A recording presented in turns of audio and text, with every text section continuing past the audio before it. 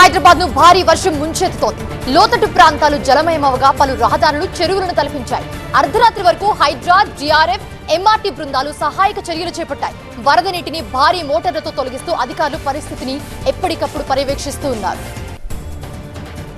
వికారాబాద్ జిల్లా కేంద్రంలో భారీ వర్షం కురవడంతో లోతట్టు ప్రాంతాలు నీట మునిగాయి. రహదారులపై నీరు నిలిచిపోవడంతో వాహనదారులు తీవ్ర ఇబ్బందులు పడ్డారు. రంగారెడ్డి, సంగారెడ్డికి ఆరెంజ్, హైదరాబాద్ సహా 18 జిల్లాలకు ఎల్లో అలర్ట్ జారీ చేశారు.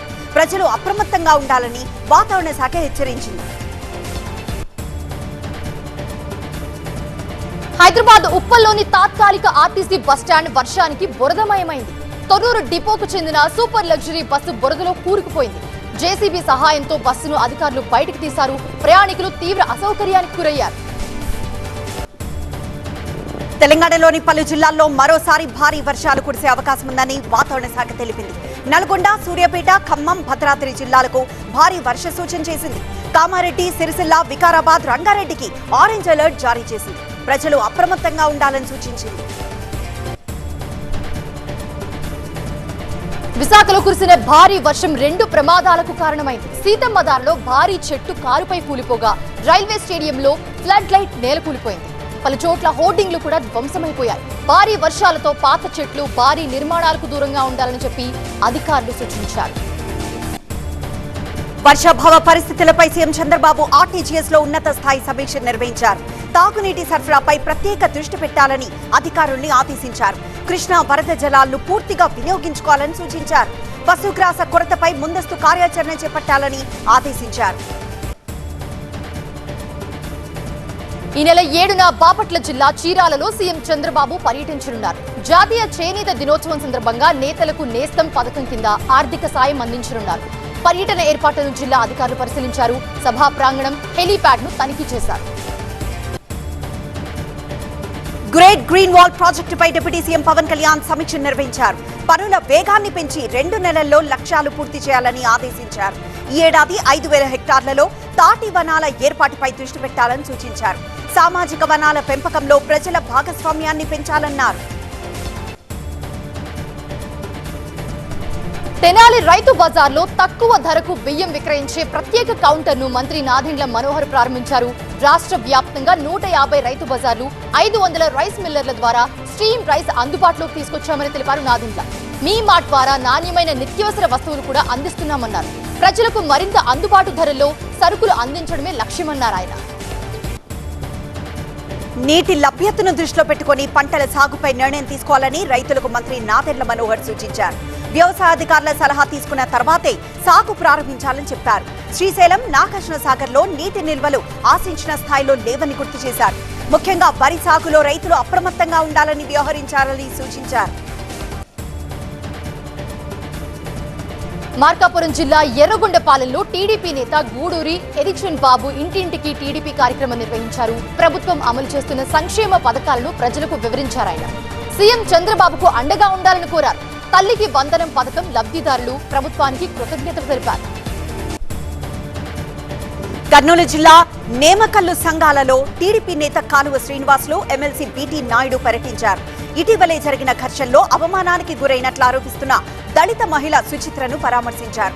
ఎమ్మెల్యే విరూపాక్షి తీరును టీడీపీ నేతలు తీవ్రంగా ఖండించారు. బాధిత కుటుంబానికి అండగా ఉంటామని హామీ ఇచ్చారు. అమరావతి రాజధాని నిర్మాణ పనులను ప్రపంచ బ్యాంక్, ఏడీబీ ప్రతినిధులు పరిశీలించారు. కార్మికుల భద్రత, పర్యావరణ ప్రమాణాల అమలుపై అధికారులతో సమీక్షించారు. నిర్మాణ ప్రాంతంలో భద్రత మరింత పెంచాలని సూచించారు. కార్మికులకు శిక్షణ, పీపీఈ కిట్ల వినియోగంపై దృష్టి పెట్టాలని సూచించారు. మాజీ మంత్రి సీదిరి అప్పలరాజుకు ఒకరోజు పోలీస్ కస్టడీకి పలాస కోర్టు అనుమతిచ్చింది. ఉదయం 9 గంటల నుంచి సాయంత్రం 5 గంటల వరకు విచారణ జరగనుంది. ప్రస్తుతం ఆయన శ్రీకాకుళం జిల్లా జైల్లో రిమాండ్లో ఉన్నారు. కేసుకు సంబంధించిన కీలక అంశాలపై పోలీసులు ప్రశ్నించనున్నారు. ఏపీ లిక్కర్ స్కామ్ కేసులో కీలక నిందితుడు ఈశ్వర్ కిరణ్ కుమార్ రెడ్డి సిట్ ఎదుట లొంగిపోయారు. కేసులో ఆయన A9 గా ఉన్నారు. ఇవాళ కోర్టులో హాజరుపరిచే అవకాశం కనిపిస్తుంది. ఈ కేసు దర్యాప్తు మరింత వేగం పుంజుకుంది. సాగునీటి ప్రాజెక్టులపై మంత్రి ఉత్తమ్ కుమార్ రెడ్డి ఉన్నత స్థాయి సమీక్ష నిర్వహించారు. పాలమూరు, రంగారెడ్డి, సీతారామ, డిండి, గౌరవెల్లి ప్రాజెక్టులపై ప్రత్యేకంగా చర్చించారు. 6 నెలల్లో పర్యావరణ అనుమతులు పూర్తి చేసేలా చర్యలు తీసుకోవాలని ఆదేశించారు. ప్రతి ప్రాజెక్టుకు ప్రత్యేక అధికారులను నియమిస్తామని తెలిపారు.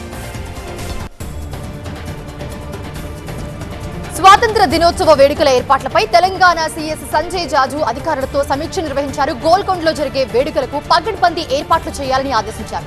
భద్రత, ట్రాఫిక్, బ్యారికేడింగ్ పనులు వెంటనే పూర్తి చేయాలని సూచించారు. ఎలాంటి లోటుపాట్లు లేకుండా వేడుకలు నిర్వహించాలని స్పష్టం చేశారు. కాంగ్రెస్ నేతలు అద్దంకి దయాకర్, సామ రామ్మోహన్ రెడ్డికి మాజీ మంత్రి హరీష్ రావు లీగల్ నోటీసులు పంపారు. తనపై చేస్తున్న ఆరోపణలు నిరాధారమన్నారు. వెంటనే క్షమాపణలు చెప్పాలని, లేకుంటే క్రిమినల్ చర్యలు తీసుకుంటామని హెచ్చరించారు. రాజకీయంగా తన ప్రతిష్ట దెబ్బతీయడానికే కుట్ర జరుగుతోందని ఆరోపించారు. తుర్కా కాషా ముస్లిం వర్గాల అభ్యున్నతికి ప్రభుత్వం ప్రత్యేక చర్యలు చేపడుతుందని మంత్రి అజారుద్దీన్ తెలిపారు. వనపర్తిలో లబ్ధిదారులకు యాంత్రిక పనిముట్లు పంపిణీ చేశారాయన. ఈ వర్గాన్ని గుర్తించి తొలిసారిగా వృత్తికి అవసరమైన పరికరాలు అందిస్తున్నామని చెప్పారు. ఆర్థిక స్వావలంబనకు ప్రభుత్వం అండగా ఉంటుందన్నారు. రాజన్న సిరిసిల్ల జిల్లా ముస్తాబాద్ గ్రామ పంచాయతీ దగ్గర ఉద్రిక్తత నెలకొంది. పార్టీ రంగులు వేస్తున్నారని బీజేపీ, కాంగ్రెస్, బీఆర్ఎస్ నేతలు పరస్పరం ఆరోపణలు చేసుకున్నారు. మాటామాటా పెరిగి తోపులాటకు దారితీసింది. అప్రమత్తమైన పోలీసులు భారీ బందోబస్తుతో పరిస్థితిని అదుపులోకి తీసుకొచ్చారు. ఆదిలాబాద్ లో అటవీశాఖ అధికారుల తీరుపై ఎమ్మెల్యే వెడ్మ బొజ్జు మరోసారి ఆగ్రహం వ్యక్తం చేశారు. ఎఫ్ఆర్ఓ లక్ష్మీనారాయణను ఉదయం 9 గంటల్లోపు సస్పెండ్ చేయాలని డిమాండ్ చేశారాయన. లేకపోతే ఆదివాసీలతో కలిసి ఆందోళనలు తప్పవని హెచ్చరించారు వెడ్మ. ప్రజల హక్కుల కోసం ఎంతటి ఉద్యమానికైనా సిద్ధమని స్పష్టం చేశారాయన. తెలంగాణలో ఎస్ఐఆర్ ప్రక్రియపై రాష్ట్ర ప్రధాన ఎన్నికల అధికారి సుదర్శన్ రెడ్డి వీడియో కాన్ఫరెన్స్ నిర్వహించారు. ఓటరు వివరాలను ఖచ్చితంగా నమోదు చేయాలని అధికారులకు ఆదేశించారు. గైర్హాజరు, మరణించిన, డూప్లికేట్ ఓటర్ల వివరాలను పూర్తిగా పరిశీలించాలని సూచించారు. పోలింగ్ కేంద్రాల హేతుబద్ధీకరణ, డిజిటలైజేషన్ పురోగతిపైన సమీక్ష నిర్వహించారు. రంగారెడ్డి కలెక్టరేట్ ప్రజావాణిలో కొందరు అధికారుల నిర్లక్ష్యం వెలుగు చూస్తుంది. ప్రజల ఫిర్యాదులు కొనసాగుతూ ఉండగానే మొబైల్లో రీల్స్ చూస్తూ కనిపించారు వాళ్లంతా. దీంతో బాధితులు అధికారుల తీరుపై ఆగ్రహం వ్యక్తం చేశారు. ఈ దృశ్యాలు కెమెరాలకు చిక్కడంతో విమర్శలు వెల్లువెత్తుతున్నాయి. ఇప్పుడు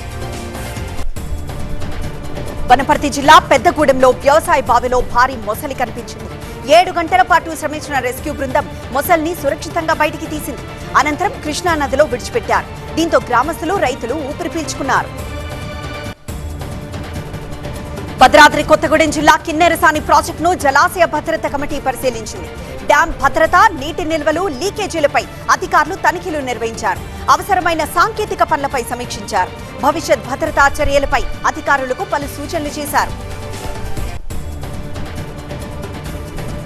ఖమ్మం జిల్లా రాజుపేటలో తీజ్ ఉత్సవాలు ఘనంగా నిర్వహించారు. మాజీ ఎమ్మెల్యే ఖందాన్ ఉపేందర్ రెడ్డి పాల్గొని గిరిజన సాంప్రదాయ పూజల్లో పాల్గొన్నారాయన. తీజ్ గిరిజన సంస్కృతికి ప్రతీక అని అన్నారాయన.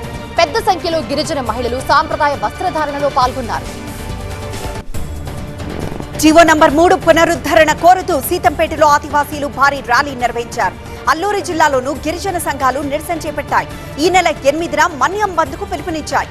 గిరిజన హక్కులను కాపాడాలని ప్రభుత్వాన్ని డిమాండ్ చేశాయి. ఖమ్మం జిల్లా ఏన్కూరులోని ఒక ప్రైవేట్ క్లినిక్ లో డిప్యూటీ డిఎంహెచ్ఓ ప్రదీప్ ఆకస్మిక తనిఖీలు నిర్వహించారు. వైద్య సేవలు, రికార్డులు, అనుమతులను పరిశీలించి నిర్వాహకుడి నుంచి వివరణ కోరారు. నిబంధనలు పాటించని పక్షంలో చర్యలు తీసుకుంటామని హెచ్చరించారు. కడప జిల్లా గోపవరంలో ప్రభుత్వ ఉపాధ్యాయుడు మల్లెం కొండయ్య ఆత్మహత్య చేసుకున్నారు. కుటుంబ కలహాలే కారణమని స్థానికులు చెబుతున్నారు. పోలీసులు కేసు నమోదు చేసి ఘటనపై పూర్తి వివరాలు సేకరిస్తున్నారు. ఉజ్బెకిస్తాన్ తో చారిత్రక సంబంధాలను మరింత బలోపేతం చేసుకోవాలని రాష్ట్రపతి ద్రౌపది ముర్ము ఆకాంక్షించారు. ఉజ్బెకిస్తాన్ విదేశాంగ మంత్రి సైదో బక్తియార్ తో రాష్ట్రపతి భవన్ లో భేటీ అయ్యారు. స్కిల్ రోడ్ ద్వారా 2 దేశాలకు శతాబ్దాల నాటి సాంస్కృతిక, వాణిజ్య బంధాలున్నాయని గుర్తు చేశారు. ద్వైపాక్షిక సహకారాన్ని మరింత విస్తరించాలని కోరారు. ప్రధాని మోదీ వీడియోను ఫేస్బుక్ నుంచి తొలగించిన ఘటనపై మెటా అధికారులను పార్లమెంటరీ సంఘం ప్రశ్నించింది. బీజేపీ ఎంపీ నిషికాంత్ దూబే నేతృత్వంలోని కమిటీ ఎదుట మెటా అధికారులు హాజరై క్షమాపణ చెప్పారు. సాంకేతిక లోపం వల్లే వీడియో తొలగించామని వివరణించారు. క్షమాపణలతో సరిపోదని బాధ్యులపై చర్యలు తీసుకోవాలని ఎంపీలు డిమాండ్ చేశారు. సైన్యం, రక్షణ శాఖ, పౌర సిబ్బంది మధ్య మరింత సమన్వయం అవసరమని రక్షణ మంత్రి రాజ్నాథ్ సింగ్ అన్నారు. మారుతున్న భద్రత, సాంకేతిక సవాళ్లను ఎదుర్కోవాలంటే సమిష్టి కృషి తప్పనిసరి అన్నారు ఆయన. యూనిఫామ్ ధరించిన వారైనా, పౌర సేవల్లో ఉన్నవారైనా దేశ సేవే లక్ష్యమని పేర్కొన్నారు. సమన్వయంతోనే రక్షణ వ్యవస్థ మరింత బలపడుతుందన్నారు. బీహార్లోని బాంకీపూర్ అసెంబ్లీ ఉప ఎన్నికల్లో జన్సురాజ్ పార్టీ విజయం సాధించింది. పార్టీ వ్యవస్థాపకుడు ప్రశాంత్ కిషోర్ బీజేపీ అభ్యర్థిపై 19,000కు పైగా ఓట్ల మెజార్టీతో గెలిచారు. 32 రౌండ్లలో అత్యధిక రౌండ్లలో ఆయనే ఆధిక్యంలో నిలిచారు. ఈ ఫలితం బీహార్ రాజకీయాల్లో చర్చనీయాంశమైంది. గుజరాత్ మంజిల్పూర్ అసెంబ్లీ ఉప ఎన్నికల్లో బీజేపీ అభ్యర్థి ఘన విజయం సాధించారు. కాంగ్రెస్ అభ్యర్థిపై భారీ మెజార్టీతో గెలుపొందారు. జూలై 30న జరిగిన పోలింగ్ లో 37% పోలింగ్ నమోదైంది. ఈ స్థానాన్ని బీజేపీ నిలబెట్టుకుంది. మధ్యప్రదేశ్ దతియా అసెంబ్లీ ఉప ఎన్నికలో కాంగ్రెస్ అభ్యర్థి ఘన్శ్యామ్ సింగ్ విజయం సాధించారు. బీజేపీ అభ్యర్థి అశుతోష్ తివారీపై 6,016 ఓట్ల మెజార్టీతో గెలిచారు. గతంలోనూ ఈ స్థానం కాంగ్రెస్దే. దీంతో కాంగ్రెస్ తన ఆధిక్యాన్ని కొనసాగించింది. కర్ణాటక ముఖ్యమంత్రి డీకే శివకుమార్ తన మంత్రివర్గాన్ని విస్తరించారు. కొత్తగా 20 మందికి మంత్రి పదవులు కల్పించారు. పదవులు దక్కకపోవడంతో 2 కాంగ్రెస్ ఎమ్మెల్యేలు రాజీనామా ప్రకటించారు. కొత్త మంత్రుల్లో 12 మంది తొలిసారి కేబినెట్ లో చోటు దక్కించుకున్నారు.